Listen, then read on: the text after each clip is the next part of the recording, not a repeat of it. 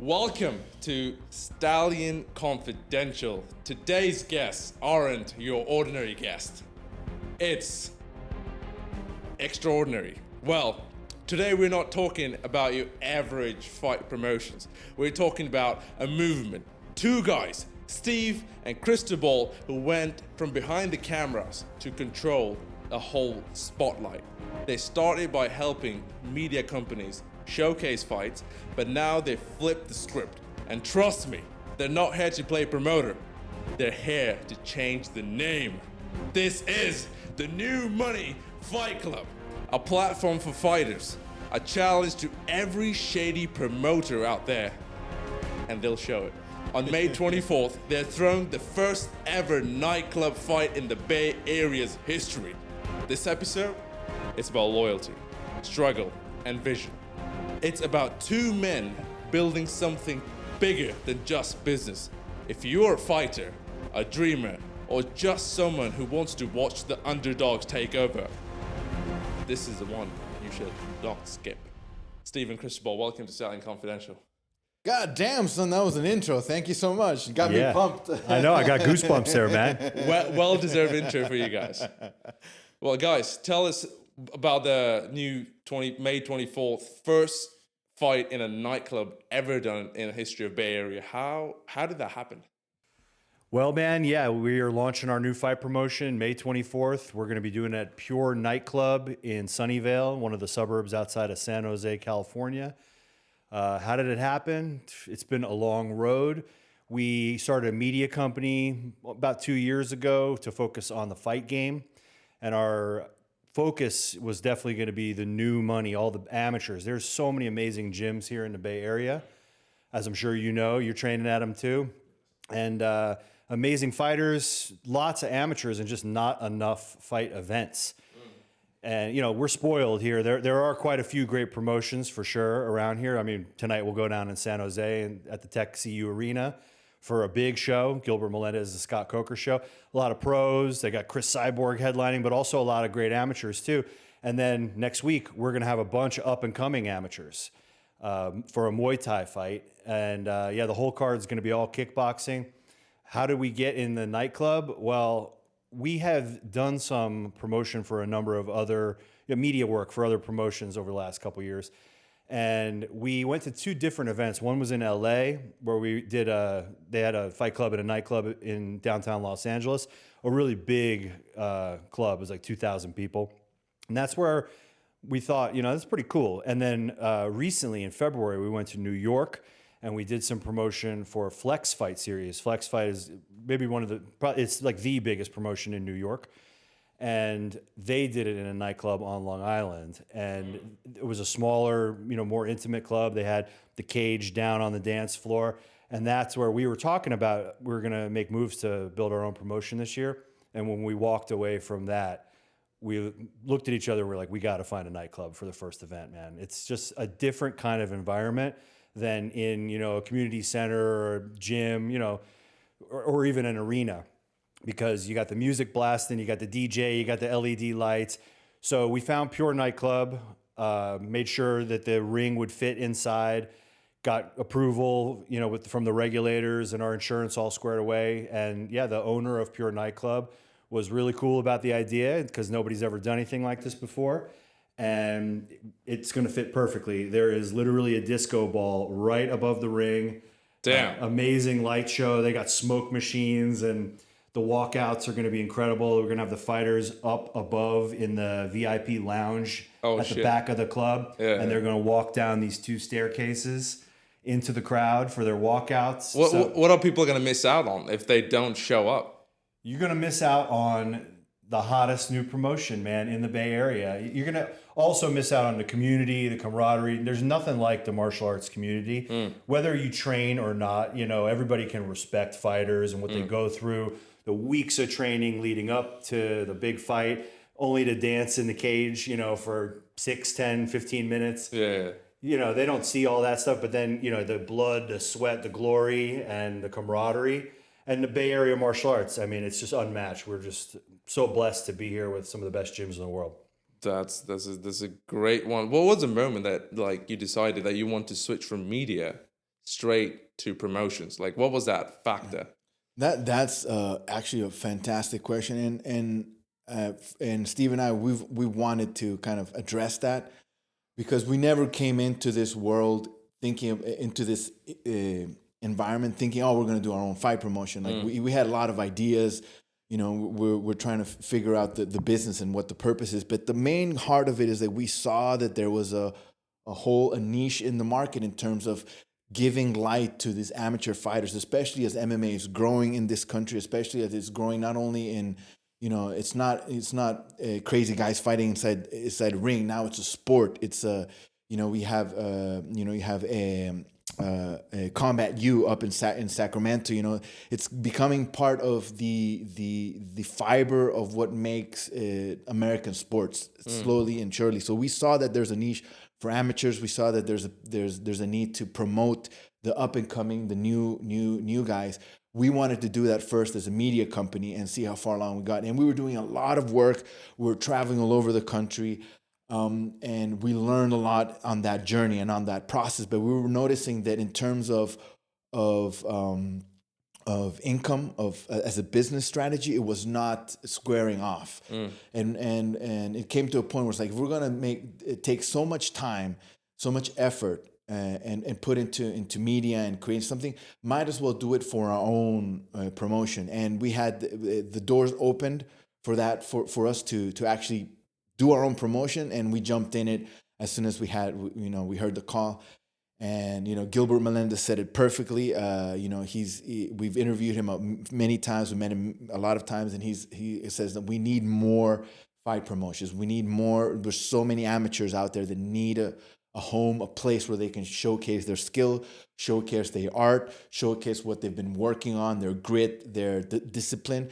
And we want to take on the mantle of doing that, where we can actually put a show, a place where these guys can showcase that and make it entertaining, and have a fucking great DJ, Butch Swim there, Bay Area own San Jose, making sure that he's gonna bring the party and make sure we have local music, Bay Area music there, and we're gonna stream it out live for the world. So that's fantastic. He's gonna bring some real nightlife events and music, hopefully some deodorant as well. So what was that aha moment that made you say, oh, we can do this better? Like, fuck these guys. Like, these guys aren't doing what they're supposed to do, and they're fucking the fighters over. We can do this better. I don't think we had a moment like that where it was, fuck it, these guys are messing up. Because all the promotions that we've worked with, for the most part, everyone's been super respectful, and we learned a ton. So we're very grateful for all the doors that were open to us when we did all the media. And we were just taking notes and watching. And one thing that we excelled in is building this media. We were doing post-fight interviews and creating a lot of Instagram content for all these fighters that normally they don't get that until they get to the pro level or, UFC or something. So we noticed they were very grateful to get the opportunity to practice. It's like anything when you get in front of the camera to do an interview. The first time you do it, it might be awkward. And you need to these guys are all trying to, get to the big show one day, and they need to get those reps in. You got to practice, being interviewed. And so we gave them a platform to do that. And everyone was very grateful. It helped some guys get sponsorships. Great story was Carson Dohan in Los Angeles, who, great amateur fighter. I think he's like right at the cusp of going pro too. Shout out Pugilist and Thor. Yeah. Amazing guy, great team. And he talked in the interviews about how he loves raw milk. And they ended up shouting out Raw Farms in California, and then Raw Farms reached out to him and sponsored him. They actually drove a truck of raw dairy products up to the gym and let all the guys take, as much butter and like shitload, like a truckload. So we are helping fighters get the raw milk that they need, but also, it just give these guys a great opportunity. It's like, that's what she said. Yeah, but it wasn't a sense of, hey, we can do better than these guys. It's just that we need more opportunities. Like we mentioned Gilbert Melendez before. He talks about it as an ecosystem.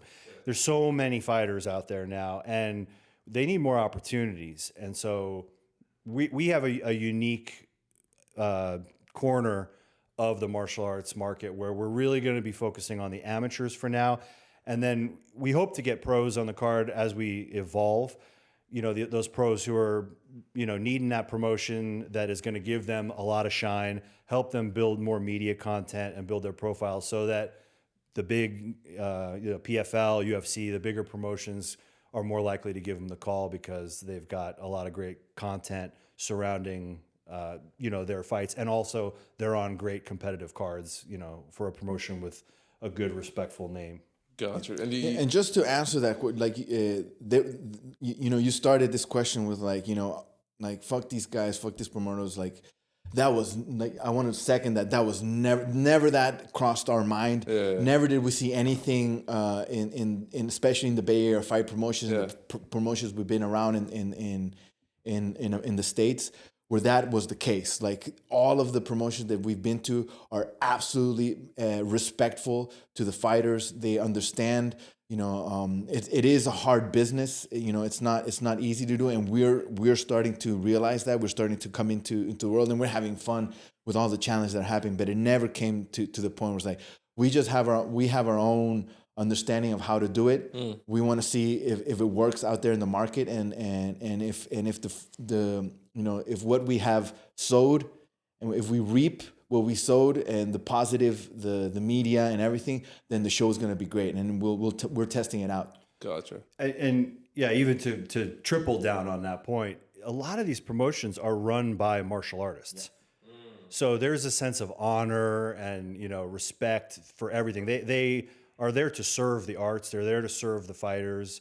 Yeah, okay, maybe, you get a big promotion, you make some money too. That would be wonderful and help these fighters build their career. But yeah, we've dealt with all these promoters and the guys who are martial artists that have their own promotions. They have been nothing but helpful, giving us advice, taking my phone call anytime, because there's a lot going on behind the scenes as we work towards this first show. I've had a million questions, and every time I call up a promoter from the Bay Area and ask, do you have some fighters for me, or what should I do about this or that?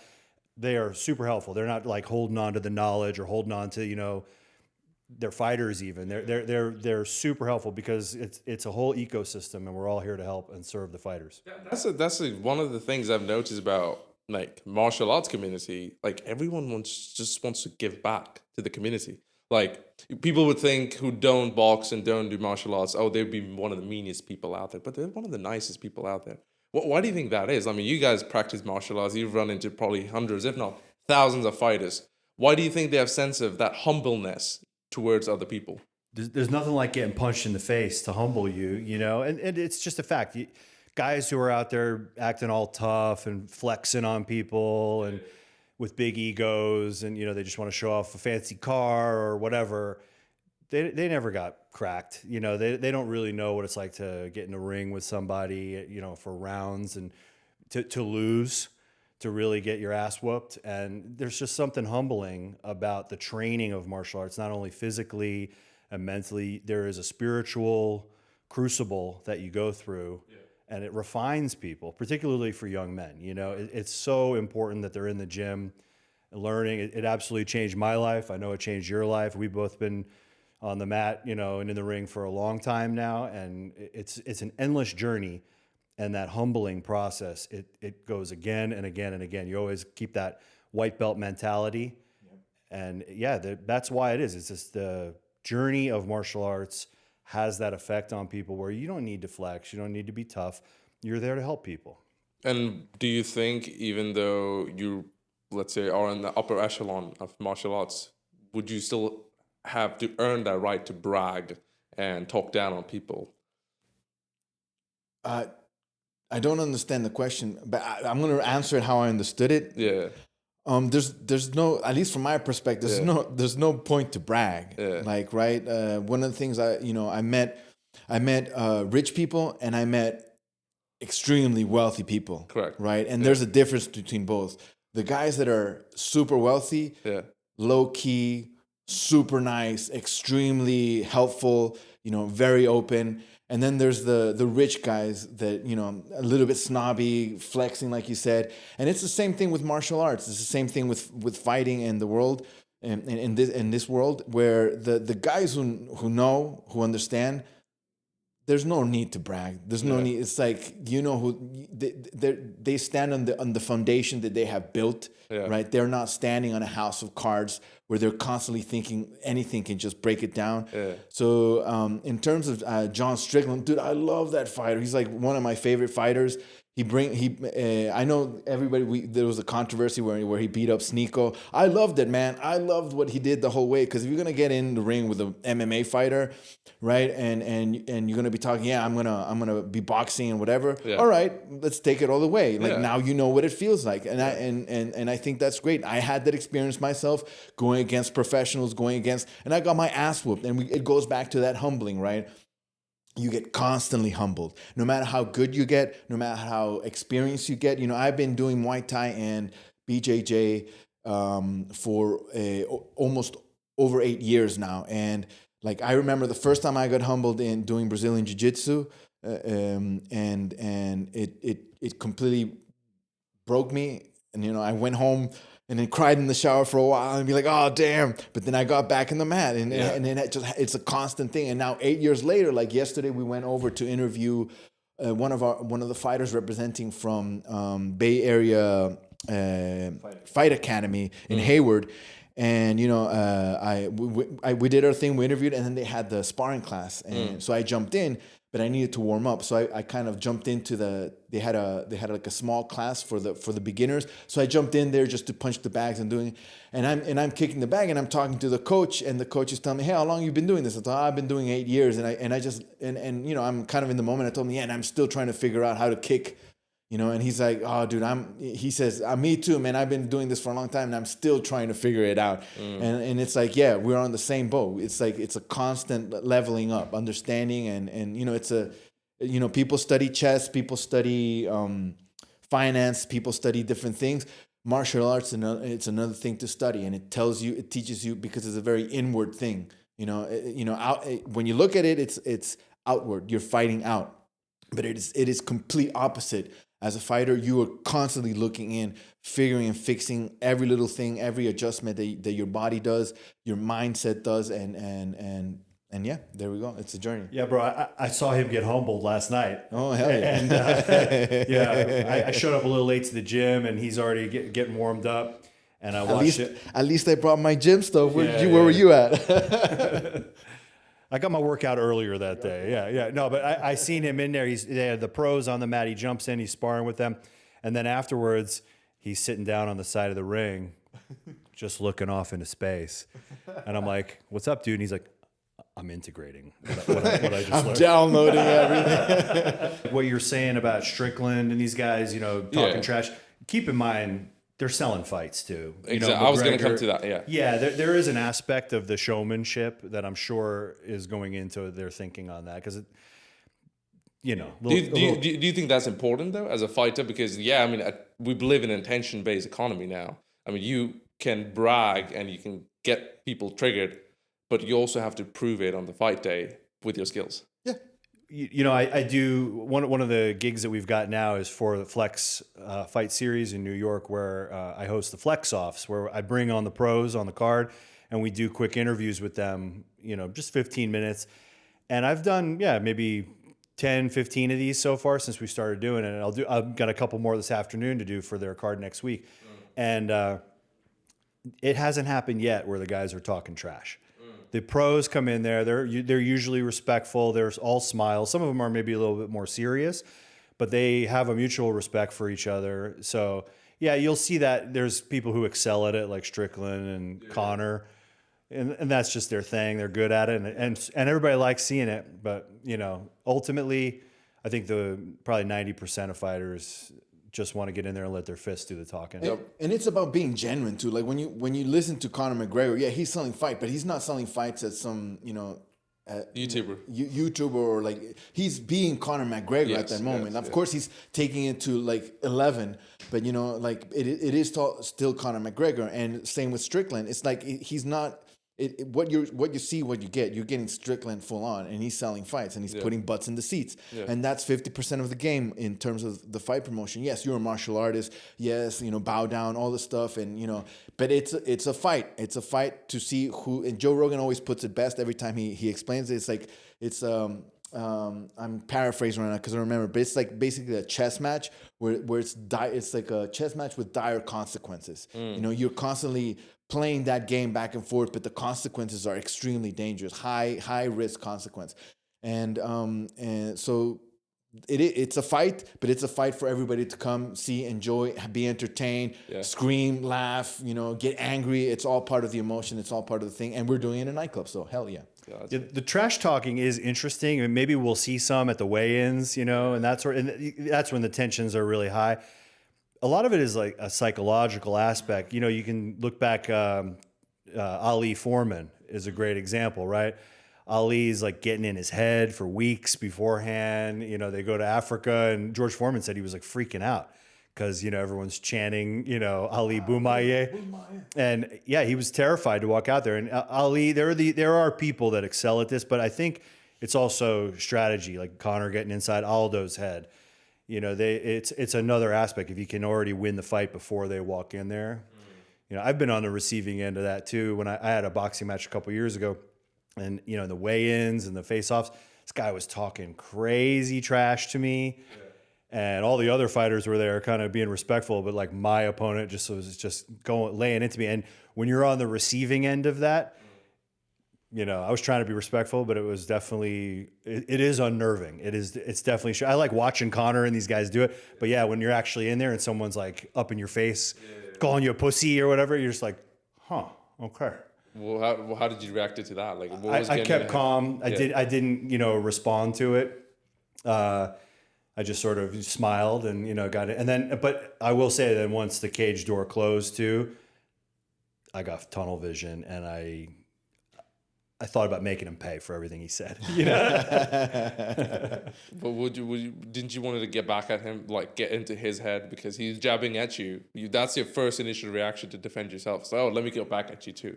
When you're already signed to fight a guy, you're like, hey man, you can talk all you want. Oh, okay, I see it. Ultimately, you got to get in there and answer for it. So I let it happen in the ring. How long ago did you go into martial arts? I got into martial arts when I was 23. 23, and you got into 8 years ago. I was always into it. I always dabbled here kung fu when I was a kid, and a little bit of karate and taekwondo, but seriously, like 8-9 years ago. Why would you tell and advise young men like myself and probably 18, 17-year-olds coming up that they should have a sense of outlet, be martial arts in their lives?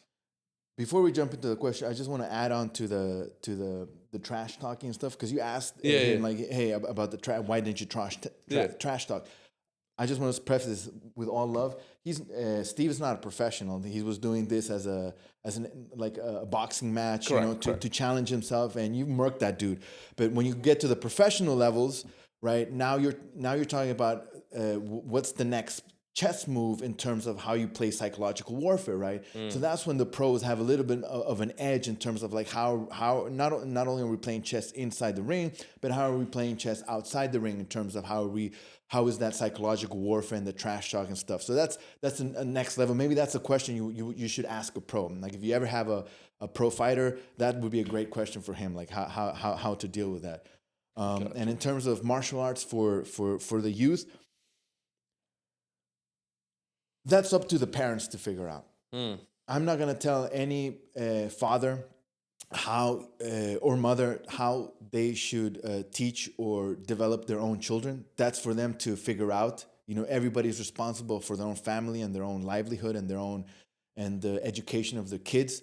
From my perspective, I think martial arts is incredibly important, regardless of what flavor you take it, Muay Thai, BJJ, traditional judo, traditional jiu-jitsu, karate, taekwondo.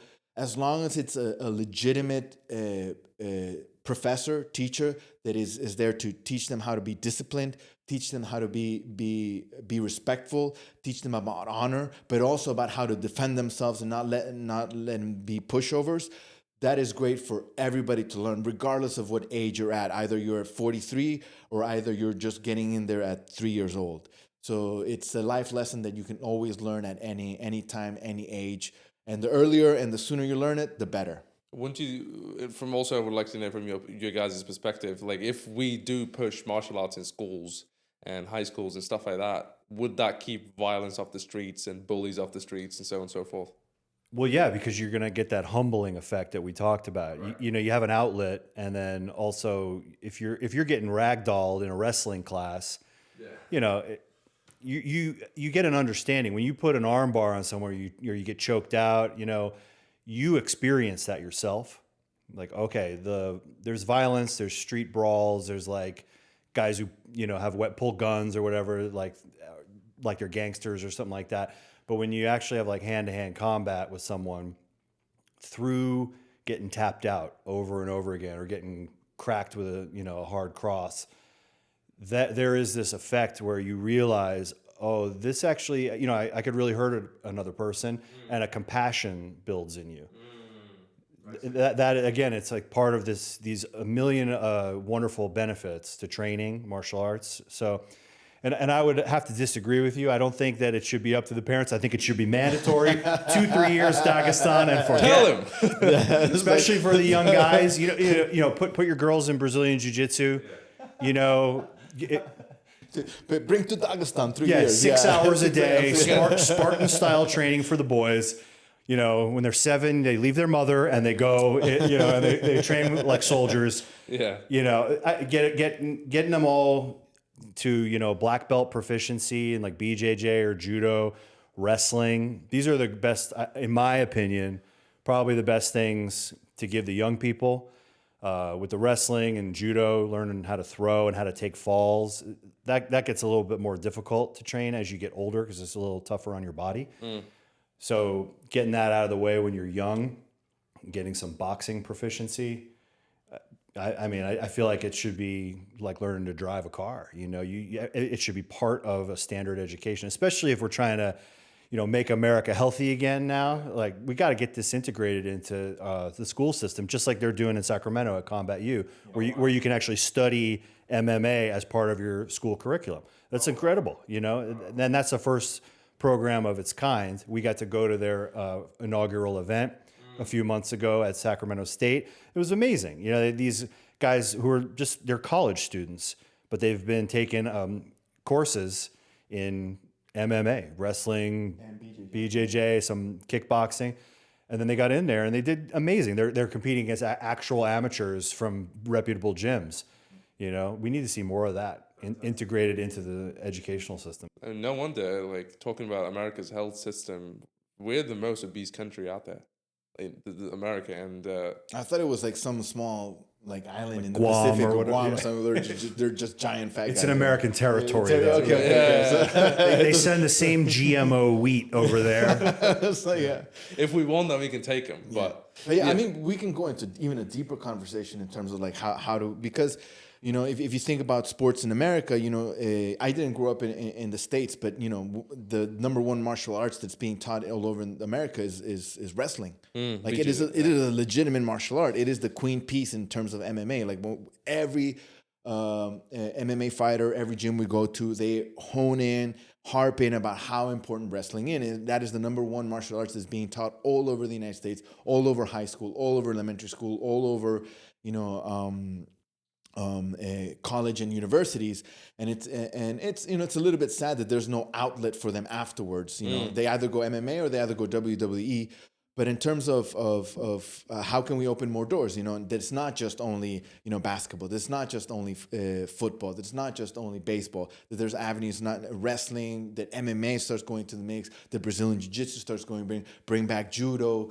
All these things. It's an incredible avenue that I think that we should be open. Why do you think to add on to what you just said? Great points. Why do you think they took that away? Why do you think we only have 3 major sports? Football, basketball, baseball, and rest everything are either not paid less or doesn't get recognition or not in the spotlight. They have to make it on their own. You mean like in terms of ball sports, team sports, Yeah, like involving a ball? they're pushed by the whole system and the school system and the college system with scholarships X Y Z.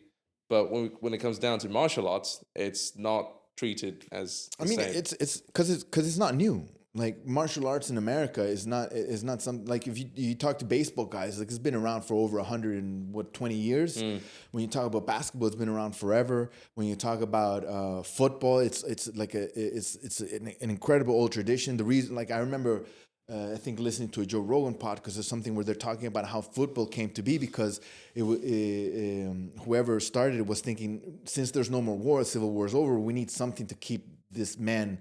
Like how can we have conflict in a way where we can control it and not have, like wusses out there, but still. So that's the concept is still the same, right? It just grew and the system created itself. The machine feeds itself, and now it's huge. I love watching basketball. It's great. Yeah, and these are gigantic franchises that are getting all this sponsorship money at this point. The Dallas Cowboys. It's like these are billion-dollar companies at this point, and they get that Budweiser money. And so it's a whole system that's running on its own now. There's just amazing business models there. And yeah, Celsius. yeah, sponsor. New Money Fight Club? Sponsor. Yeah. But, the one thing with MMA in particular, it's new. 30 years old, if that. It's not an Olympic sport yet. It's going that way. Maybe like 2032, they're thinking. They'll make it an Olympic sport. And we got college basketball, there's college football that, tons of money in the NCAA. Correct. But we don't have those NCAA level martial artists that are popular in the United States. Everybody knows the UFC guys and the top of the food chain. But right now, you're at a point where there are amateurs out there who are as good as some of the pros just starting out. Yeah. It's the level of talent, because these guys are starting younger, it's just growing and growing and growing. Yeah, we've been witness to that with IMMA Fed. Yeah, we were lucky enough to get a gig last year where we were a film crew for the U.S. national team. Yes, you told me about that. Yeah, it was an amazing experience. We went to the tryouts in Big Bear, a Fight Syndicate gym up in Big Bear, and then 7,000 feet above sea level. Yeah, so these guys are coming in from around the country to 7,000 foot elevation in a blizzard, and they tried out for the U.S. national team. And then, we were able to document the selection process, and then we filmed some of the preparation of the folks who made the team. We went with them to the Pan American Games in Mexico, where the U.S. team did great, lots of medals. And then also followed them to Uzbekistan for the World Games, where, again, the U.S. team did pretty well. But the thing is, with the U.S. team, we don't even know that we have the best guys and girls on that team, because everybody here, what do they have, maybe 40, 50 people try out. Whereas if you go to Serbia or, the Dubai team or something, there's hundreds and hundreds of people looking for a position on that, and because it's funded a little bit better. Maybe there's stipends, so these guys don't have to work day jobs. A lot of the folks on the U.S. national team, they are students full-time. They have families. There was a number of people with kids and full-time jobs that then go train and made their way to make it on the U.S. national team. So it's a lot of sacrifice. They don't get to train full-time. Yeah. And so that's one of our big goals too, is to help build this knowledge of the amateurs in MMA up, so that over the next 8 years, as we work it towards becoming an Olympic sport, that some of these amateurs could maybe be household names like a college basketball player would be. Wow. Yeah. And then going back to original question is like, and when you said that we're going to see amateur fighters that are at the pro level already, and their strategy, the guys who are going to the IMMAF and going overseas, is their strategy is thinking, all right, like we can stay local, but unless we experience amateur level in the world, going against the best of Latin America, going against the best against the Eastern Bloc, the Europeans, the Africans, we won't know who is the best. And they're already going through that. We got 18-year-olds, 16, 17, 18-year-olds going out there with 30, 40, 50 amateur fights already. And they're 18. Like there's a great guy from I think he's 18 years old. He in Uzbekistan. I was talking to him, and he says, yeah, I'm still in high school. And I'm like, what are you doing here? Yeah, I told my high school I'm sick, so I just came over to Uzbek. And he's out there, fighting against the Kazakhstans and the Uzbekistans and all the. And he's amazing. And all I see is like a great future, like I can see him like as a killer, as a superstar in the future. Carrie Miller, who won gold in Uzbekistan, like he's in 28, 29, getting into his prime. So as soon as he hit the pros, he's just gonna be murking dudes. Like he's gonna come out of the left field, and people are gonna know where did he come from, because he's been training all that. So there's a lot of future in that world. And Abigail Alvarez as well, down there in San Diego, from Barreto BJJ. And her father, Coach Chris, she is, I think, another incredible fighter with extremely strong three-time world champ, and she's not maybe even 21. Oh wow! At this point, she's got a bunch of belts, and she fights for Epic in San Diego. She's unbelievable. She's probably the best female amateur. She was, I guess, in the world. She was murking out there the Ukrainians, and she was really like, they were having a tough. Like she won gold for having a tough time. Iran Orozco, Gabi as well. It's like there's an incredible wave of new generation of MMA fighters that I think nobody knows. They're flying under the radar. They've been training for a long time, and they're going to pop out very soon in the next 2, 3, 4 years, and it's going to change the MMA scene, especially here in America. And we're looking forward to it, right? Hell That's fantastic. I mean, especially your guys' plethora of knowledge about the sport and the sport in the Bay Area.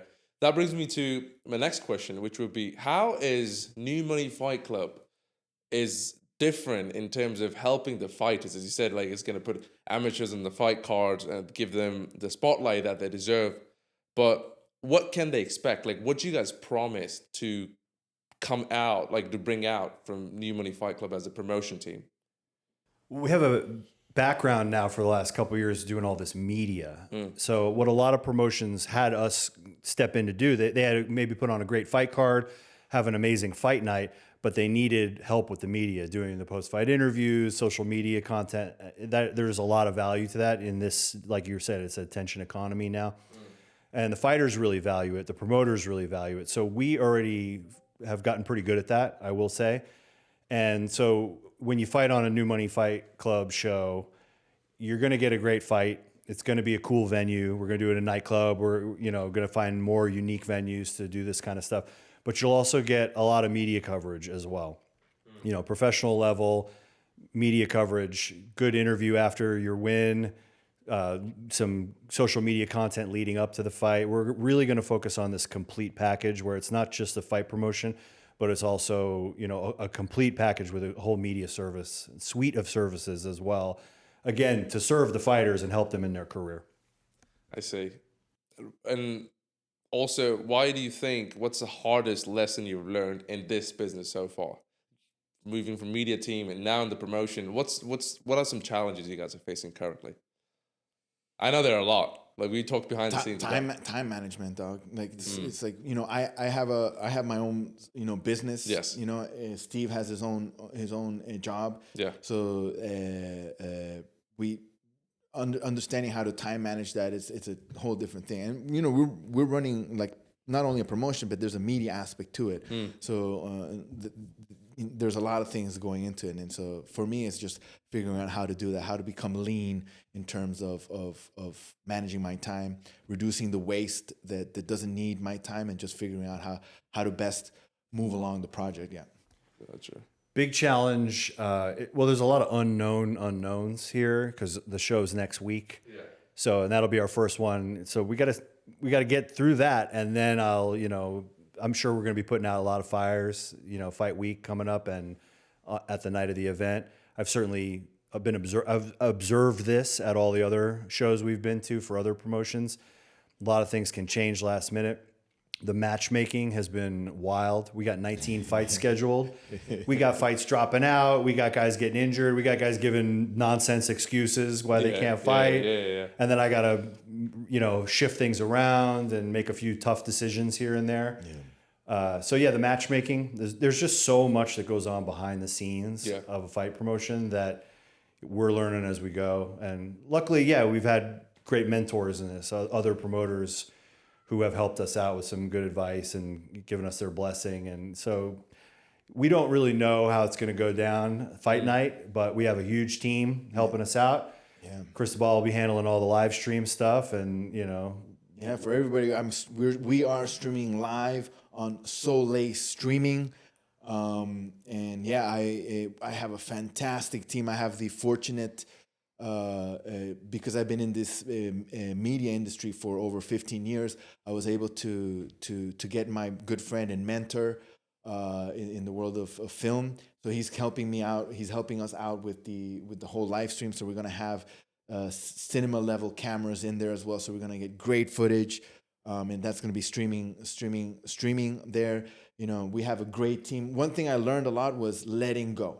There's so much that I can put my hands on, but being able to let go and be like, all right, somebody else can deal with it, and I have the trust that person is capable, competent, and good to accomplish that task. Gotcha. And letting go in terms of like not being a control freak over everything. Well, and not getting like attached to the outcome, right? I think that's a good lesson just for everything, Yeah. But yeah, I'm doing the matchmaking, and this guy's dropping out, and I'm kind of like, I did so much to make this fight happen, and then I have to be like, this is God's will here. It's going to be fine. We'll get a replacement. You got to just have a lot of equanimity with things in general, because a lot of our, not to get like Buddhist on it, but like a lot of our suffering does come from these attachments to the outcome.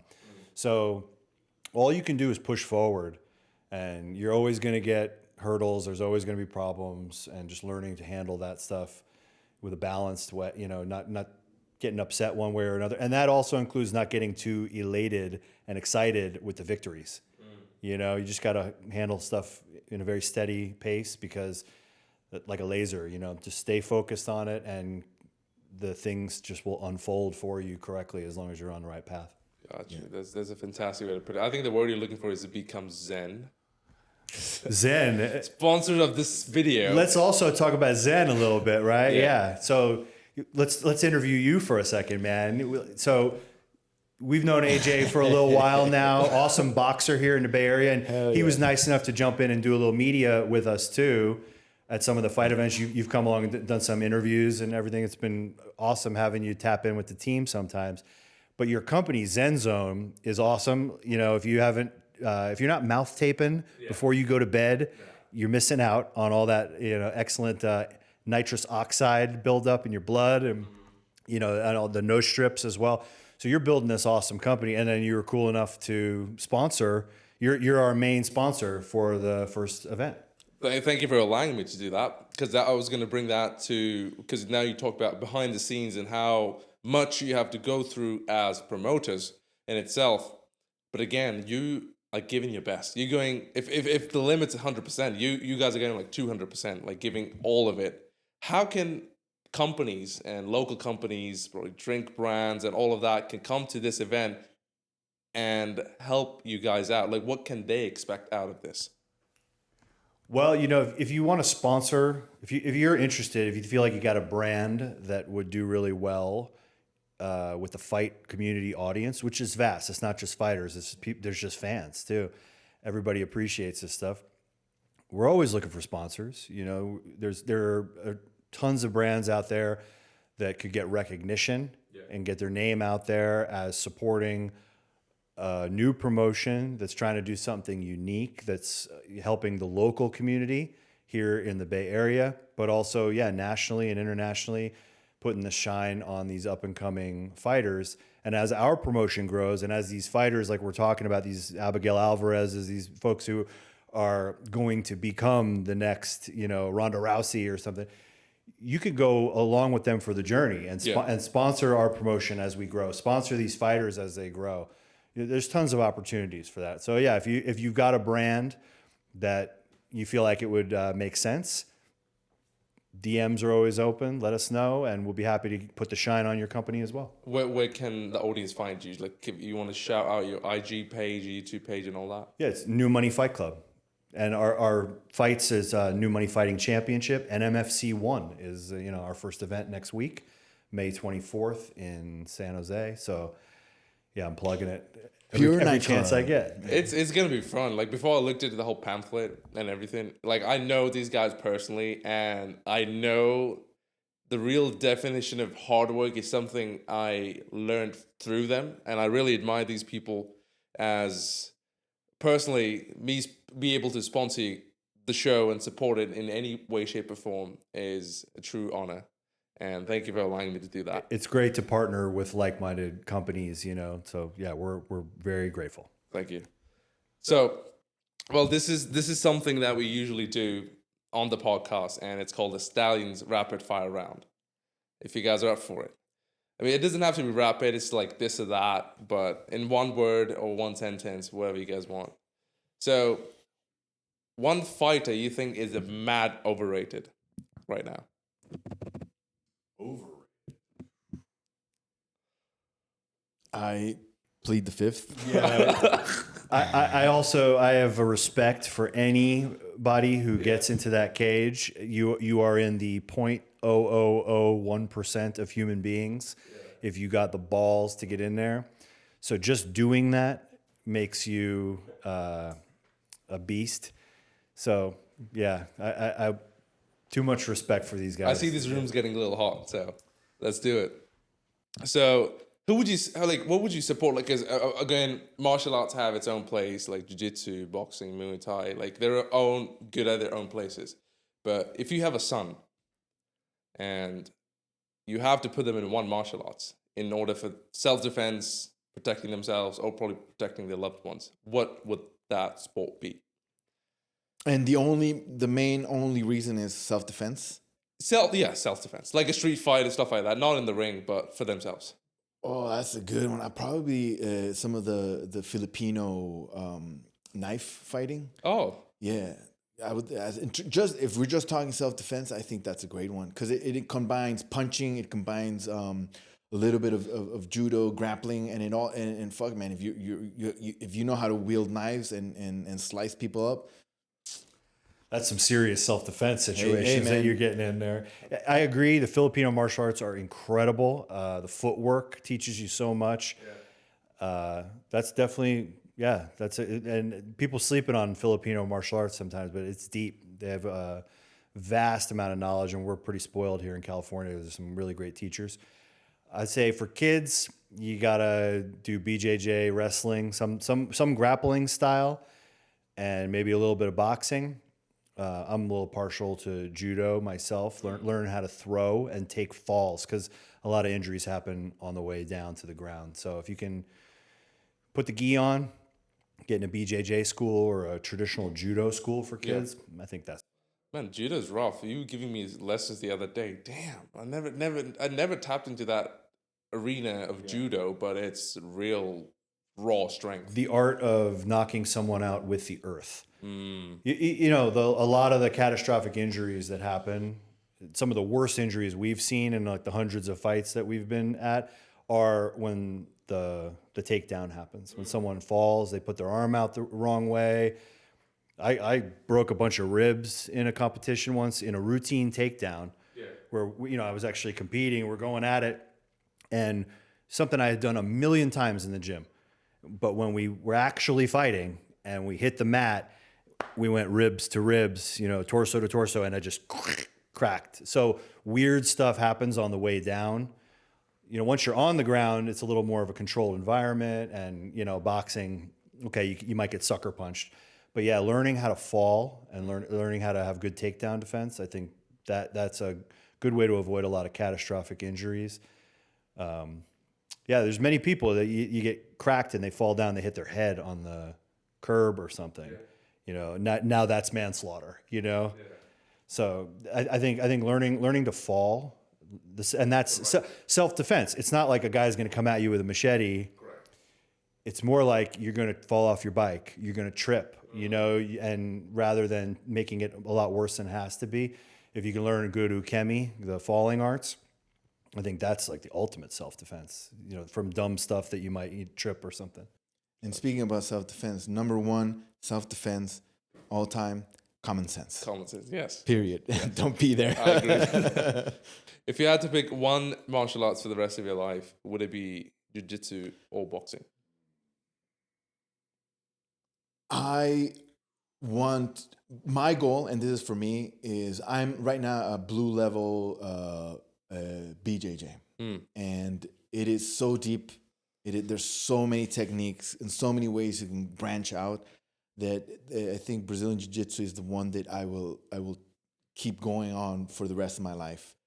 And I'm saying that as a lover of Muay Thai, but there's only so many punches I can take and kicks I can take in terms of, so as I know that as I get older, there's going to be a different avenue. So if it's one, BJJ. BJ, okay. Yeah. I'd probably take boxing. You know, I have a deep love for Japanese martial arts and BJJ. I love training, all that stuff. And I grew up doing that. But yeah, once I started really studying boxing, it has a lot to do with my coach too. Clint Cornell turned me on to all this stuff. It moves me in a different way. So I think that's an individual question. You know, I don't think that one is better than the other. Obviously, there's no better martial art. It's the practitioner. But yeah, I would say for me, boxing just speaks to my soul, man. Nothing like. Yeah. You guys are into the promotion business now. If you had to pick a celebrity and a fighter to brawl in the ring with each other, who would you pick? A celebrity and a fighter to Yeah, like brawl, so we bring him on to New Money. Yeah, oh, that's a fucking Celebrity great and a question. fighter. Let's see. Woo! You know what? I would love to have, and this is a double whammy because he's a celebrity and a fighter. Love to have Andrew Tate. Oh wow, okay. Yeah, against, and I'll put Andrew Tate as celebrity, and then as a fighter, Jake Paul. Fuck that guy. Although we'd all like to see that match. Yeah. Sure. No. I would, in terms of fighter, maybe someone, John Jones, but they can only do kickboxing. Kickboxing. Only kickboxing. I see. That would be interesting. What would be the promo tagline for that fight? Bones versus Cobra. Versus the top G, right? Yeah. That'd be an interesting one to watch. But yeah, one's a professional fighter. He hasn't had a title fight in a long time, though. Who's this? Jones. No, he fought Stipe. All right, but it wasn't for the title. Correct. Yeah, he might fight Aspinall soon. Is that they're talking about it? But I feel like John Jones he's the champ. We all know. Correct. There's no doubt about it. Like, he's one of the greatest out there. But moving on. As a fight promotion business, I'm sure you will, once you're on the way up, you will have these opportunities. And if someone offers you $1 million to sell out one of your own fighters, would you say? When you mean sell out one of our own, first of all, our fighters aren't ours, but I don't know what you mean by that question. Sell Like, out. What I mean by that, sell out in fighters is like, oh, okay, we can sell this fighter out like a fight, and we can replace this with a better opportunity fighter if they want to be put on to the show. Because you guys.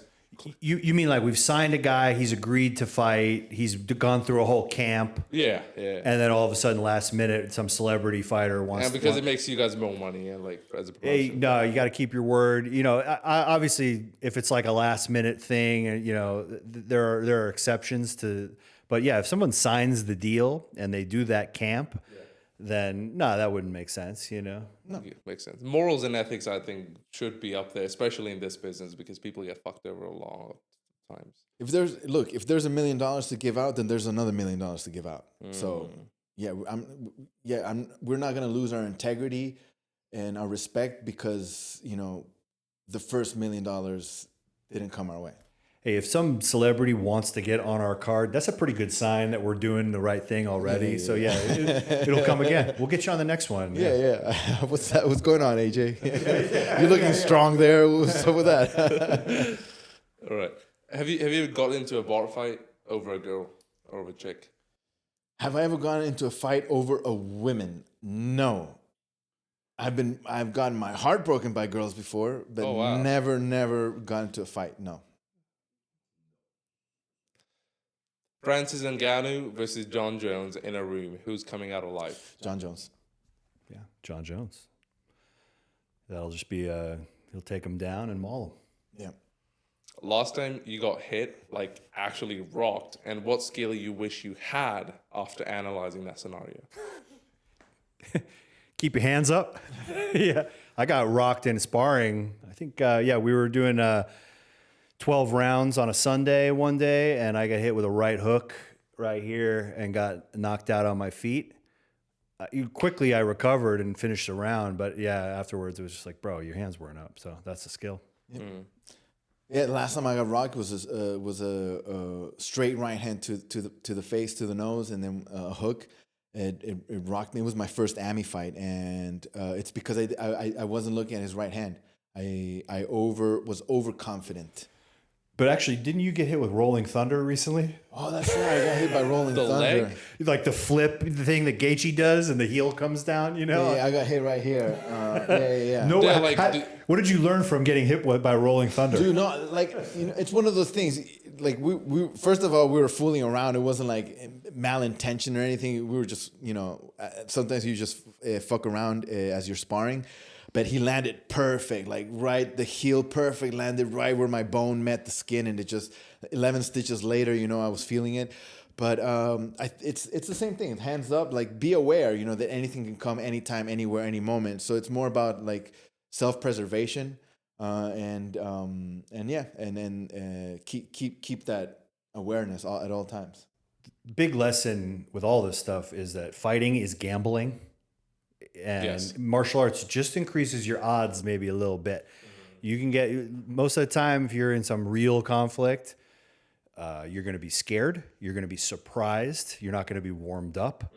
So, yeah, awareness is the key. That's always the big lesson. Gotcha. And there's definitely a difference between a killer and a fighter. Has to be, because one's trained to do a certain thing. Makes sense. Finish the line. A woman should never date a man who A woman should never date a man who smokes crack, jerks off, watches porn, I was gonna say drives a hoopty, but if you're driving a hoopty, you're going somewhere. So finish. Would you like to finish it? A woman should never date a man who doesn't want to take care of her. Doesn't care for her, And the other way around, a man should not date a woman who.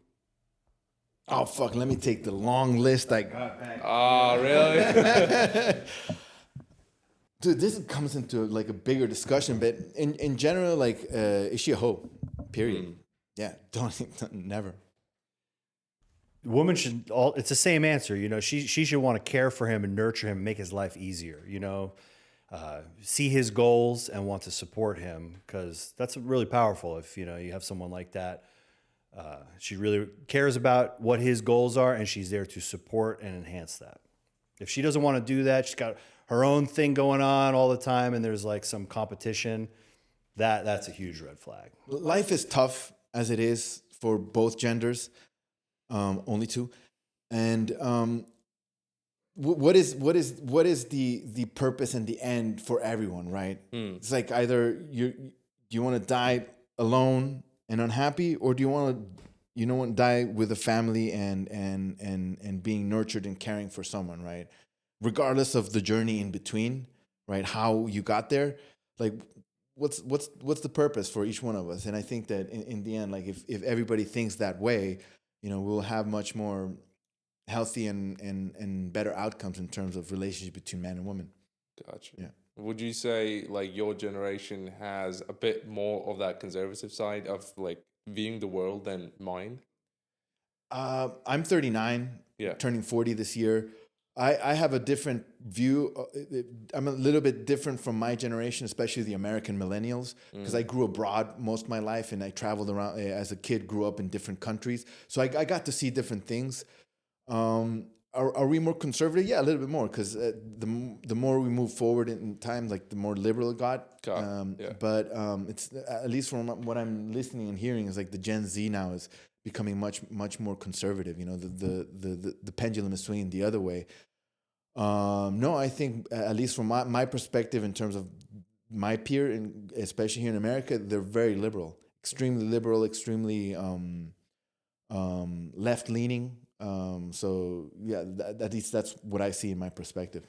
Certainly here in the Bay Area, it's definitely, we've grown up around that out here. It's super liberal environment, but I'm noticing it more and more that people are returning to these traditional ways. Yeah, it's been so far one direction now that, it's just natural. It's swinging back the other way. People are, hey, maybe our ancestors were onto something. Maybe there's a reason why there were these traditional gender roles. And sure, not every single person fits into the exact mold, but the average, the overall, majority of people do tend to these traditional relationships. And I think people are less and less ashamed or afraid to say it for fear of, not appearing woke or something like that, and being outed by the liberal mob as not being progressive enough or something. I think, it's definitely shifting the other way. And I mean, if we're seeing that in the Bay Area, that's a good sign.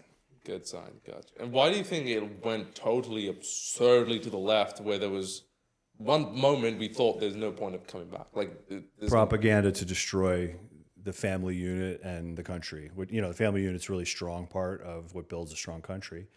So that's just, we can get deep on the conspiracies of why and who, maybe not for this podcast, but that's a divide and conquer, frankly, like Bolshevik strategy to try to weaken a nation internally. And it comes from the media, sends these messages to people that's what's cool, that's what's empowering.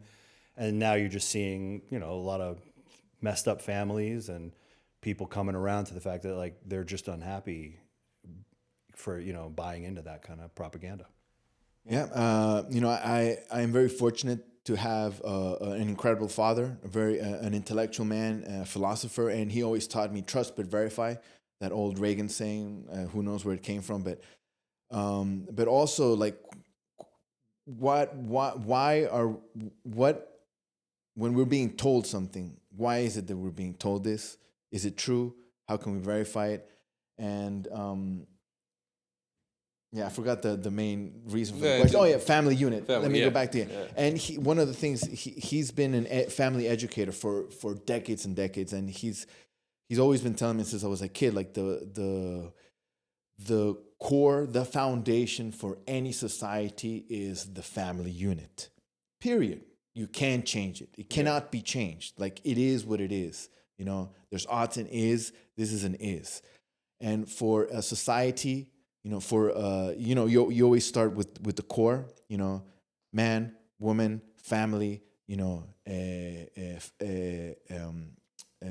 extended family, neighborhood, your state, your country, your nation, the world, right? If that core foundation doesn't exist, you don't have a nation.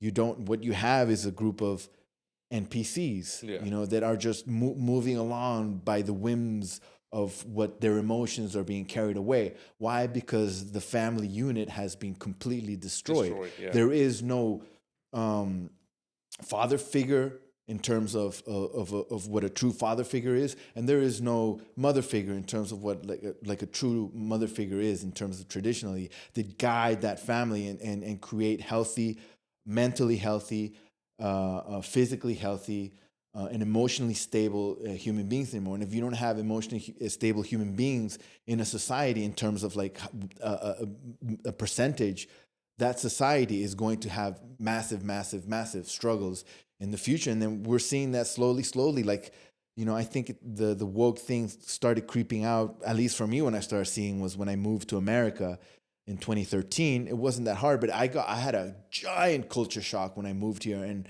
I realized, everybody just completely thinks differently. Like I had to adjust a lot, and it started 2013, and it just kept creeping. Where if you don't have a family unit, you have a lot of emotionally unstable human beings that can be pushed one way or the other, depending on what is being shown on the television, depending on what is being shown on TikTok, depending on what is being shown on Instagram or Rumble or whatever, or Twitter, right? And in the end, like if we want to go deeper, like who controls that media?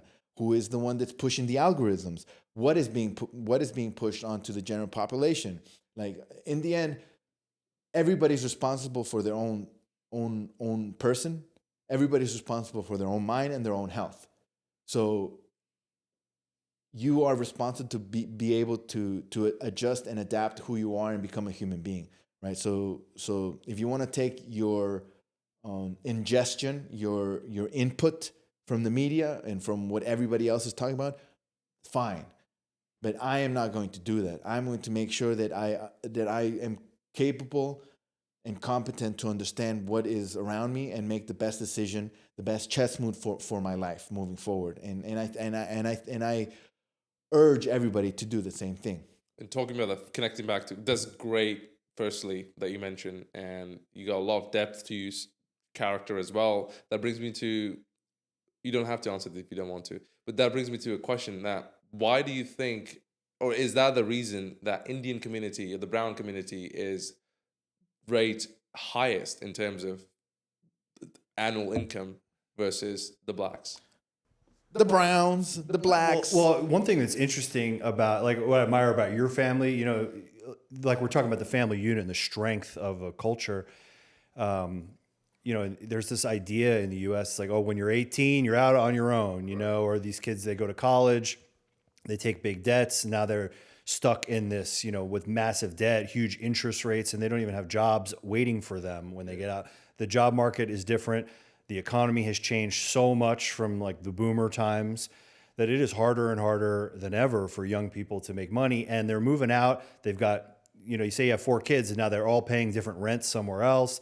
You know, mom and dad are just spending their inheritance on cruises. And, you know, it's like, whereas, you know, your family, you guys are all living in a compound together. You're taking care of each other. You're saving a ton of money. Everyone's able to build their own careers because it isn't this emphasis on, okay, well, you're not my responsibility anymore because you're a legal adult. You know, the extended family should continue on like that, and people should pool resources. I think that is a very strong family unit. And so, you know, yeah, sure, like the Sikh community, you guys, you know, definitely epitomize that. You'll see that in other countries. Yeah, that is one of those things that particularly like white Americans need to start taking a cue from more and more, is stick together as a family. You know, as it grows older together, you can all, you know, help each other out, sharing bills, and lots of other countries do this kind of stuff. That's just considered normal. Also connecting back to, yes, I do agree to that. So and if you want to be more granular, like you said, the browns and the blacks, what do you mean by browns? Like Indian community. Yeah, what Indian community? India's a large country with different sects, different caste system, different people from different backgrounds. Is everybody doing the same level of economic and financial stability or success? Or is it a group that comes here to America that has been fortunate to move here? Do they have a different, like the Sikh community, like always is doing great, but I imagine there might be a different Indian community that might be struggling. The reasons for that might boil down back to the same things, like what is their culture, like what is their understanding about how they deal with family. So I don't know how to answer that question. Like, gotcha. Same with the blacks. What black community? The Ethiopian community in America, the Kenyan community, the Somalian community, the African Americans. Right. Like, what are you talking about? Like, each one has their own. I would say, I wouldn't call it baggage, but traditions, cultures, things that they have picked up from the past, their own religion. And understanding about life, so that all informs of their success in the future, how they view the world, how they see hope, how they see despair, how they overcome each one of those things in terms of internally, and also how they do it, how that acts out in their day-to-day life. And how many generations have their families been screwed up by the system? Yes, I was going to come to that. If you're getting raised by someone and like, your parents had a messed up home life, and there's then that cycle is just going to keep repeating after itself. So yeah, the good thing is, like, as these different like the Sikh community here, the one thing is like it's pretty insular though, right? Everybody's sticking together in their own tribes, and that is normal for humans to do that. So how much of the good things can we take from these other cultures as it all blends together to create this, overall American culture? If we can, notice like, okay, the Sikh community seems to really stick together in a positive way. Like maybe we could take a cue from that, Right. But I was going to ask, you were talking about family in it. And how would you say a family is, again, according to your guys' personal opinion and perspective, is supposed to thrive if a woman of the household is in the fighting industry? And fighting takes a lot. And there are a lot of female fighters. They're great. And they do good for themselves, as you were talking about. Someone who's under 21 is a national champ. Moving on, if she's going to, let's say, see him fight for the next 15, 20 years, the best of her career times. How do you think her or someone who chooses that career path, their family would look like? Managing their fight careers, children, can she be a traditionally chosen woman in the household while managing fighting at the same time? Certainly it's going to be tougher for women because it's, if they want to have children and actually raise and educate them themselves, there's a shorter window of time for women to do that. So, if you're going to dedicate yourself to a fight career, you're an incredible athlete and it's in you to do that. You just got to be aware that if you have these other goals for family too, that you're going to have to balance that. And that'll be up to her, how she wants to proceed, as long as she's not under illusions that like, oh, I can fight until I'm like 39 years old and then have 8 kids or, there's just reality, of biology here. So yeah, that's just up to the individual, as long as she knows, it ain't like a guy who can, keep fighting and, can worry about family later if he really wants to. Yeah, it's just different. This is my perspective, and fighting and war is the domain of men. Period. MMA career, that is a sport. It's a different thing, right? And as long as there's a clear line, right, of how it's done, that's fine. Again, it comes to accountability. Like if as a woman, if you are going to take the mantle of being an athlete, then take on that responsibility. And just like everybody else, we are all responsible for the consequences in our life, but we're also reap the rewards of the effort we put in. That goes for either whether you're a guy or whether you're a girl. So if you're going to go walk the path of being a fighter, whether it's Muay Thai, BJJ, whatever, you also have to understand that there are consequences for taking that route. And as long as you're aware of that, have at it. Go full on. I will support you till the end of the end. And as long as you're a killer like Amanda Nunes in the ring, goddamn, like one of the best MMA fighters are female out there. Yeah, like look at Kayla Harrison, right? Judo Olympian, PFL champ, now, top of the heap in the UFC. Probably one of the best MMA fighters in the world now. And she's team captain at American Top Team. She's got 2 kids. Yeah. And I watch a lot of her content, and she talks about this. It's like, I got to make weight. I have to walk 6 miles a day and watch my diet and train 2 times a day and get up early and still educate my kids, get them to school. There's a lot. There's a lot going on there, So she's a superhuman. There are some people she's just cut from a different fabric, but exceptionally made in a way and programmed in a way to balance both the things. Yeah, she's like an outlier who can balance all this and still fight at the top of the game. So yeah, all respect if you can pull that off. That's unbelievable. And another incredible athlete that we've been covering is Phaedra Knight. She has completely dedicated her life to becoming an athlete, not only in the world in the domain of rugby, but now she's moving on as the oldest female fighter to go pro in MMA. She's moving into that world of MMA, and she's going full on. I am an athlete. Now I'm an MMA fighter, and I'm gonna, regiment my life so that I have the best outcome. And it's like, hell yeah, she's Phaedra, an incredible her fighter. whole life is dedicated to it, though. She every day She's driving into Manhattan, training at Henzo Gracie's for a few hours. And then because Phaedra's 52 years old. Again, an outlier. She's just not a normal person in the sense that her athletic ability is unbelievable. She can compete at the highest level still. But she spends most of her day then going to recovery, acupuncture, massage. And she spends most of her day doing recovery after her training session, and then she's back for more training at night. That lady, 8 to 12 hours a day, every single day, is dedicated to this routine because she wants to make it to the big show. You got it's how dedicated you're gonna be. She also has like a couple of cute dogs. She's not like running around with a house full of kids or something, So Dogs are super cute though. yeah. So that's Phaedra, so that's a path that she's on. You guys are seemingly perfectly settled where you guys are at in your lives in terms of relationship. Never. We'll get to that too. But would you ever date a female fighter? Because you have seen a lot of female fighters, and the lifestyle they have to choose isn't out of ordinary. Would you want that for yourself? And she's going full pro female fighter? Yeah. No, I would not date her. No. No.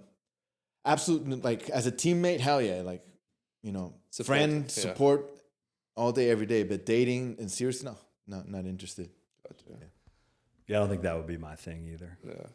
Yeah. You recently got married. Well, congratulations on that. Thank you. I like to know your 2 cents on like marriage itself, because a lot of women in my generation especially have it wrong between a wedding and a marriage itself. Yeah. Tell them the difference.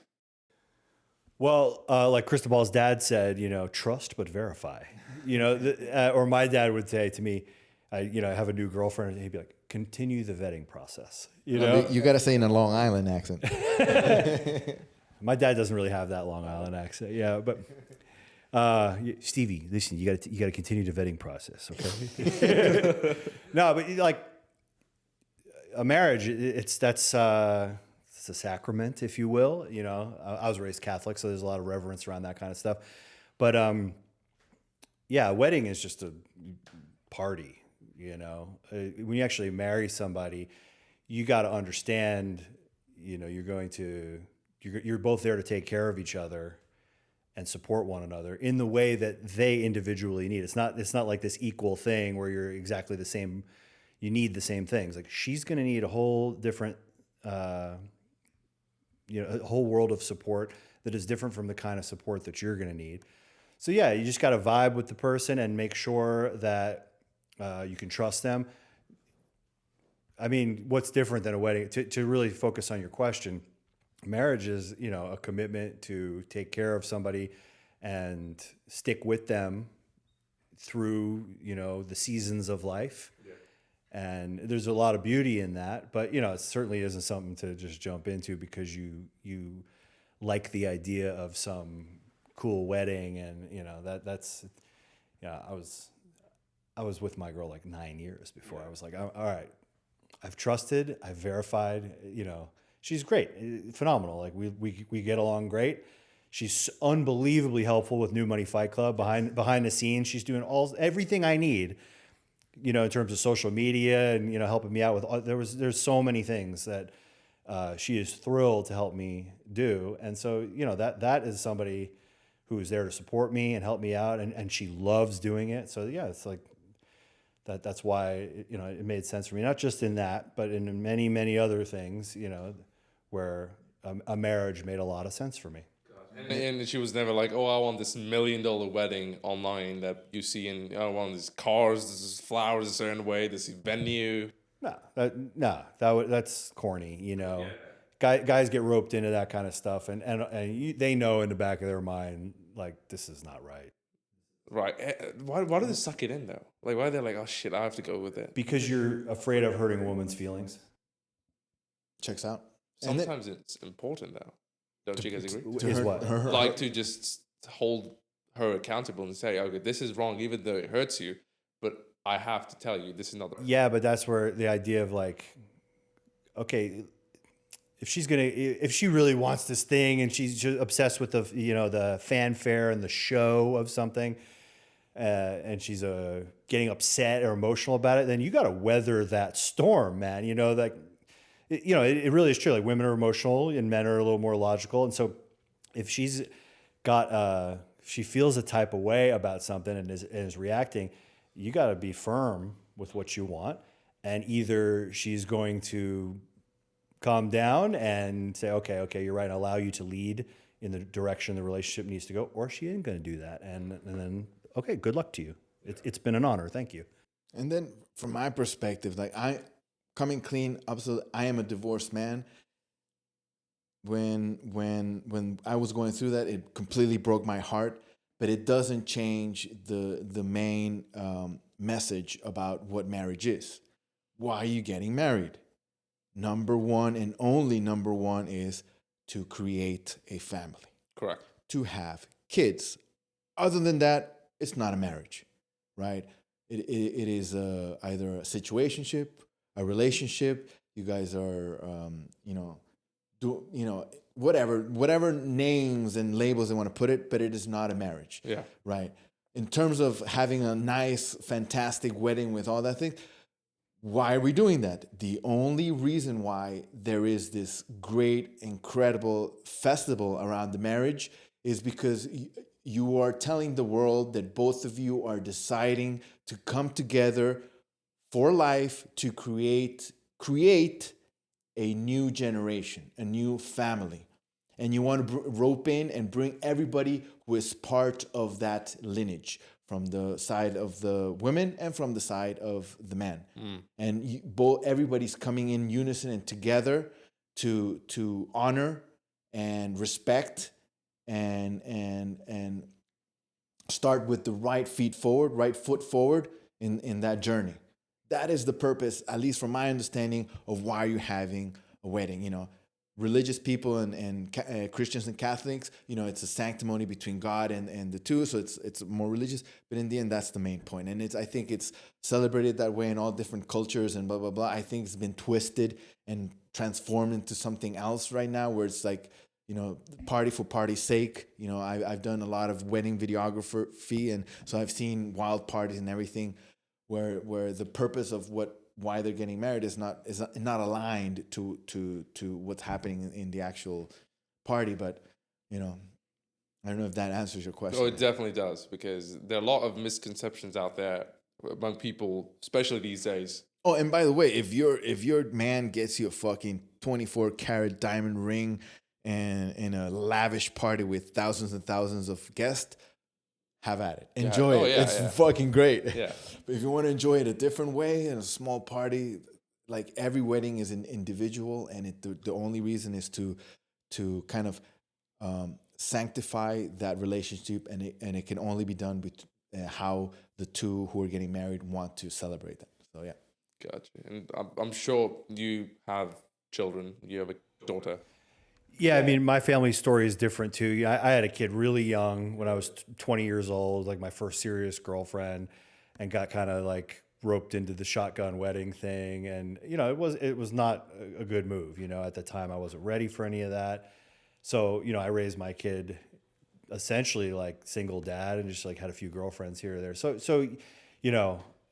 yeah, you have a good point. Like, marriage, if it's your first time you're going through this, it's to build and celebrate the family unit. Gotcha. There are, all sorts of different situations out there, of course. But yeah, the overall meaning for it, if you're doing it the right way, trust, verify, make sure you continue the vetting process, understand that this person's, you've seen them under stress. You've seen them when they get angry. You've seen how they handle that kind of stuff. Are they like flying off the handle? Can you trust this person in difficult situations? And then, after you've spent enough time doing that, you join your lives and then celebrate the family. Marriage for, God knows how many years, it was like two houses joining together to create the next generation. Like, love had nothing to do with it. It was a smart move so we can protect the property and the value of these two homes and raise children safely with the values of these two houses, two dynasties, and keep it going. And, there is an aspect of that for sure that people need to take into consideration. And from that, I think we're coming on to legacy. I mean, I'm sure you'd like to have a lot of boys one day, as we talked about behind the stages. What message would you give right now to the future version of your son if he's watching this podcast right now?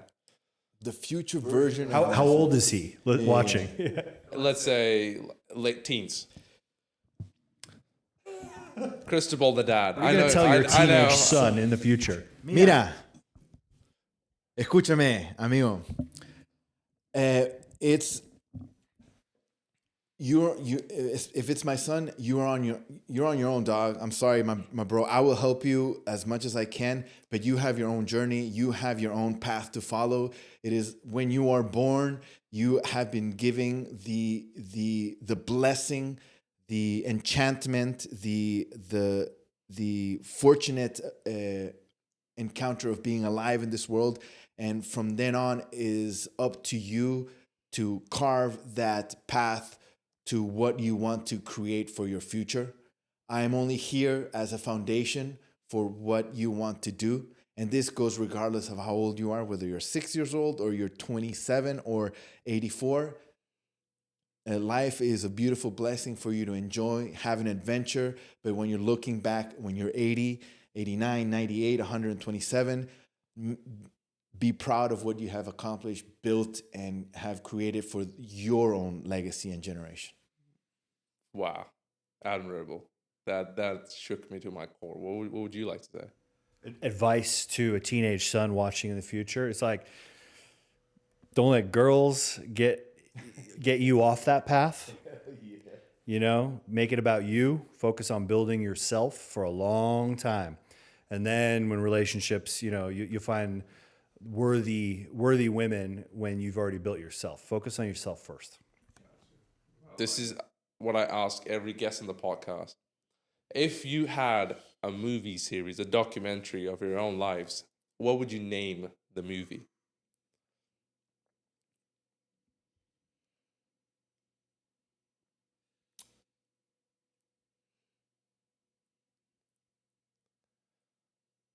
Just imagine. Okay. Yeah. The Cult of Gonzalez. Well, why did you choose that title?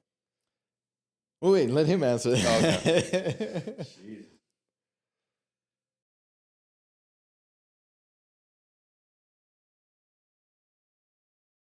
As coming up with a catchy one-liner for that is tricky. I would call the documentary series, boy, man, it's been a wild ride. How about that? That's a good one. And you're just getting started. Hey, yo.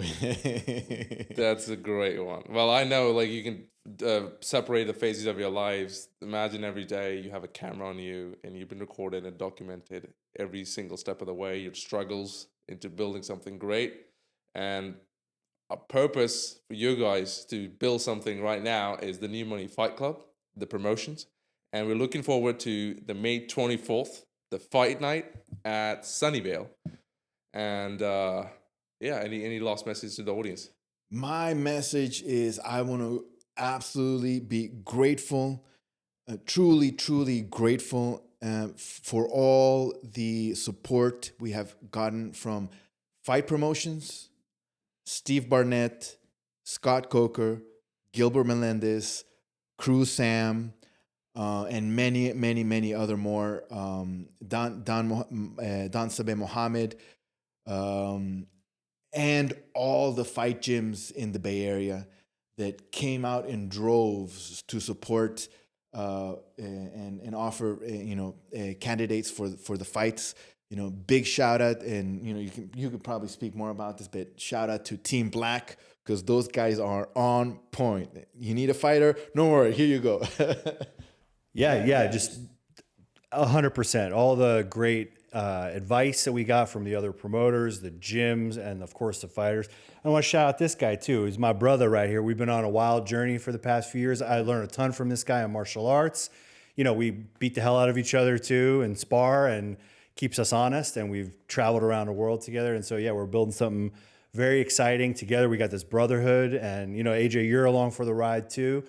So we got a great team, and, Yeah, shout out to Joshua Cooper, Pedro Cabrera, and Ivan Maskey. They are the guys behind the scene that nobody able to see, but they're definitely very, very important to what we have been building for the past 2 years. It's all about brotherhood and respect, and we're just getting started, man. So May 24th, Pure Nightclub, first New Money Fighting Championship. Be there. Well, let's go. I'll be there. Well, looking forward for a great show. And if you guys are watching this right now, I highly recommend to go there and experience what it feels like to see gladiators take each other's heads off. Do that right now. But that's it from my side. This is Stallion Confidential, and I'm right now here with the New Money Fight Club's team, Steve and Cristobal. And this has been a fun ride. And you guys already know what to do. I don't need to tell you. Like, comment, share, do whatever you want. If you didn't like the video, if you have a constructive criticism, please put it down in the comments. I'll be starting those comments right away, dude. Man, this guy, yeah. I already have 2 haters, but it's been a ride. Thank you guys for coming. Thank to you, the show. AJ. Appreciate it, Fight bro. Club. Pleasure.